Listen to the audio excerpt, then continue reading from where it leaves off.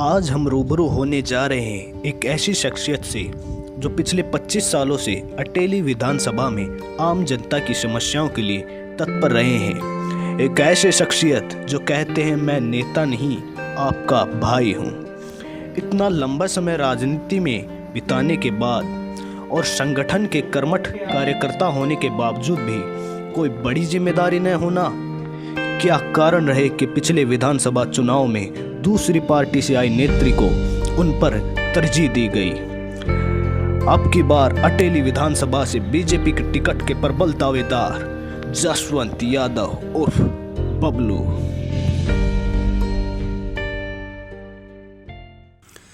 State news Haryana में आपका स्वागत है। मैं हूं अमित अमन। आज हमारे साथ जो शख्सियत मौजूद है उनका नाम है जसवंत यादव जी, जो कि भाजपा के वरिष्ठ नेता भी हैं और अटेली विधानसभा सीट से अब की बार टिकट के प्रबल दावेदार भी हैं। जसवंत जी, आपका स्टेट न्यूज़ हरियाणा में हार्दिक स्वागत है। अमित जी, बहुत बहुत धन्यवाद आपका। जसवंत जी, हमने जैसा देखा कि लास्ट टाइम आपको टिकट नहीं मिल पाई थी, जबकि आप 24 से 25 साल से लगातार बीजेपी के एक अच्छे कार्यकर्ता की तरह काम करते आ रहे हैं, लेकिन उसके बावजूद भी एक बाहर से आई हुई नेता, इनेलो पार्टी से आई हुई नेता संतोष यादव जी को टिकट दे दिया गया। इस पे आपका क्या कहना है? देखिए अमित, राजनीति के अंदर परिस्थितियाँ चेंज होती रहती है। निश्चित रूप से मैंने भारतीय जनता पार्टी के अंदर पिछले 24 सालों से काम किया है, लेकिन पार्टी को, मेरे संगठन को ये लगा कि टिकट अभी दूसरे किसी उम्मीदवार को देना चाहिए, तो हमने पार्टी कार्यकर्ता के नाते हमने उस धर्म को निभाया और भारतीय जनता पार्टी ने, जिनका आप नाम ले रहे हैं, उनको टिकट दी। तो हमने यहाँ से बहुत भारी बहुमत से उनको, मोदी जी के नाम के ऊपर यहाँ पे जो चुनाव हुआ, उनको जीत हासिल हुई और उनको कामयाबी मिली। हमने कार्यकर्ता के नाते अपना फ़र्ज़ निभाया। लेकिन सर, जैसा कि देखा गया है कि आपको कोई भी जिम्मेदारी स्टेट में नहीं दी गई है, तो इस पे आप क्या कहेंगे कि इसके पीछे, क्योंकि आपका एक राजनीतिक अनुभव भी बहुत ज़्यादा रहा है, 24 से 25 साल का अनुभव है, तो इस पे आप क्या सोचते हैं? जहाँ तक जिम्मेवारी का सवाल है, ऐसा नहीं है। भारतीय जनता पार्टी ने मुझे काफ़ी जिम्मेवारियाँ भी दी हैं। मैंने युवा मोर्चा से अपना राजनीतिक कैरियर का शुरुआत किया था और उसके बाद मैं युवा मोर्चा की राष्ट्रीय टीम में भी रहा, चंडीगढ़ का प्रभारी भी रहा और भारतीय जनता पार्टी हरियाणा के अंदर भी प्रदेश मंत्री के नाते मैंने कार्य किया है। संगठन के नाते मुझे जिम्मेवारियां दी हैं पार्टी ने। हाँ, सरकार के प्रति नहीं है, तो संगठन देखता है। अगर संगठन को जिस दिन लगेगा कि मुझे कोई दायित्व या जिम्मेवारी देनी चाहिए, तो निश्चित रूप से संगठन मुझे देगा और मैं उस जिम्मेवारी को बहुत ही अच्छे तरीके से, कार्यकर्ताओं के सब सुख को दुख को ध्यान में रखते हुए, आम जनमानस के लिए किस प्रकार से हम लोग कार्य कर सकते हैं, इस प्रकार का अगर कभी मुझे जीवन में आगे चलकर भविष्य में कोई मौका मिला, तो मैं निश्चित रूप से बहुत अच्छी तरीके से उसको निभाऊंगा। सर, देखा गया है कि आप जो संजय जोशी जी हैं, वरिष्ठ नेता भी हैं और दिग्गज नेता भी हैं, आरएसएस के भी और बीजेपी के भी, उनसे आपकी नज़दीकियां काफ़ी देखी गई हैं। जैसे आपके होर्डिंग्स वगैरह हैं, उनमें भी उनसे आपकी नज़दीकियां देखी गई हैं। तो उनका जो माना जाता है, हमारे जो प्रधानमंत्री हैं उनके साथ 36 का आंकड़ा है, तो क्या आप समझते हैं कि इस बात की सज़ा तो नहीं आपको दी जा रही है? नहीं अमित, ऐसा नहीं है। संजय जोशी जी भारतीय जनता पार्टी के बहुत वरिष्ठ नेता हैं और जहाँ तक उनके साथ का जो प्रश्न है, मेरा उनसे लगाव है, बहुत एक व्यक्तिगत संबंध भी है। उसके अलावा एक बहुत ही अच्छे संगठन करता है, वो कार्यकर्ता की उनको पहचान है और पूरे देश के अंदर संजय जोशी जी को लाखों की संख्या में, करोड़ों की संख्या में जो है भारतीय जनता पार्टी का कार्यकर्ता उनको पसंद करता है और उसी नाते मैं भी उनको पसंद करता हूँ। मैं उनके साथ में निश्चित रूप से मेरा थोड़ा एक संबंध ज़्यादा अधिक नज़दीक का है। लेकिन जहाँ तक आप कह रहे हैं कि आपका प्रश्न है कि कहीं उनकी वजह से मुझे कोई सज़ा तो नहीं मिल रही, ऐसा नहीं है। संजय जोशी भी संगठन के व्यक्ति हैं। माननीय नरेंद्र मोदी जी हमारे देश के यशस्वी प्रधानमंत्री हैं, वो भी उनके साथी हैं। ये बहुत सी ऐसी चीज़ें हैं जो लोगों के जहन में, या मीडिया फैब्रिकेटेड जिसको बोलेंगे, आज संजय जोशी संगठन का काम कर रहे हैं और संगठन के काम करते हुए दायित्व कभी किसी को कम मिल जाता है, कभी ज़्यादा मिल जाता है। तो मैं चाहूँगा कि संजय जोशी जी का नाम इसके साथ ज़्यादा लेना कोई उचित नहीं रहेगा। सर अभी फ़िलहाल में हमने देखा कि इंडियन एयरफोर्स ने एक एयर स्ट्राइक पाकिस्तान के ऊपर की है, तो उस पे विपक्ष ने कई सारे सवाल खड़े कर दिए हैं। विपक्ष का कहना है कि ये स्ट्राइक तो हुई नहीं और इसके सबूत मांगे जा रहे हैं। इस पे आपका क्या मानना है? देखिए, जहाँ तक आप विपक्ष की बात करते हैं तो मैं एक राजनीतिक जवाब आपको नहीं दूंगा, लेकिन मुझे नहीं लगता कि पूरे देश में कोई विपक्ष नाम की चीज़ है। आज पूरा देश, पूरा हिंदुस्तान खाली भारतीय जनता पार्टी को देख रहा है, नरेंद्र मोदी जी को प्रधानमंत्री के रूप में देख रहा है। और ये जो स्ट्राइक, एयर स्ट्राइक जिसका आप मेरे से प्रश्न कर रहे हैं, ये स्ट्राइक इससे पहले भी माननीय नरेंद्र मोदी जी ने की है। लेकिन जिस प्रकार से पुलवामा के अंदर जो एक बहुत बड़ी दुखद घटना हमारे भारतीय सेना के साथ ही सीआरपीएफ के 44 जवानों की जो शहादत गई है, तो इससे पूरे देश में एक बहुत बड़ा आक्रोश था।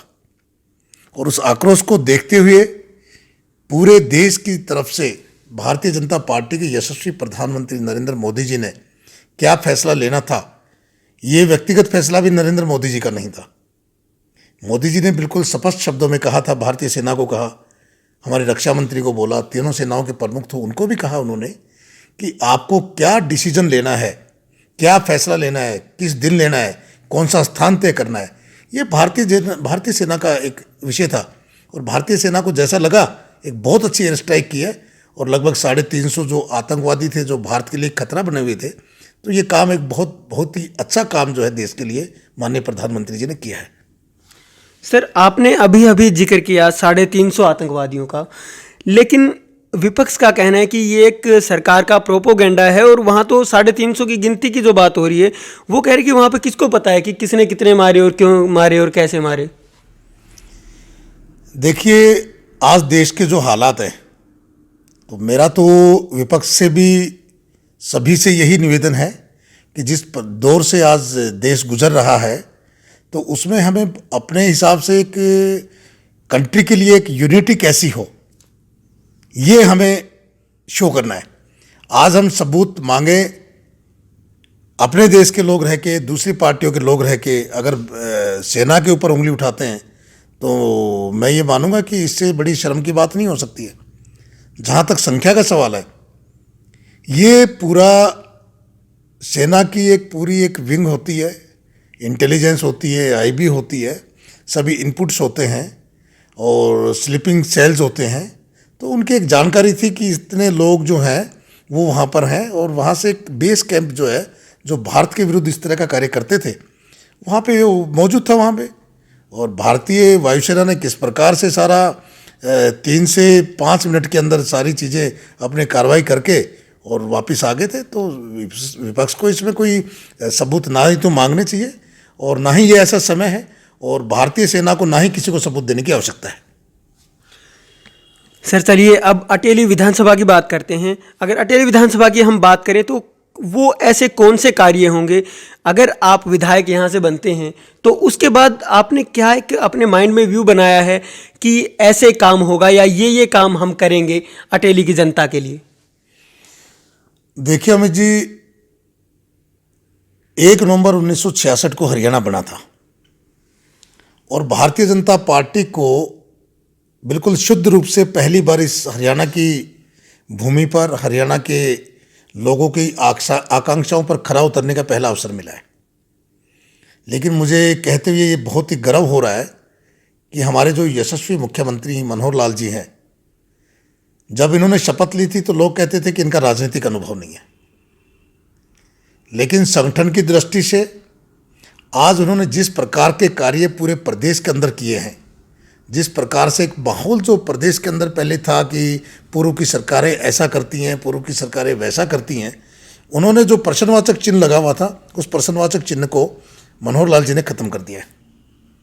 एक पारदर्शी सरकार, हम एक, हरियाणवी एक, इस प्रकार का नारा लेकर जो है मनोहर जी ने एक अच्छा शासन दिया है। डी ग्रुप की भर्तियां हैं, पुलिस के अंदर नियुक्तियां हैं, एक पूरी पारदर्शिता के साथ।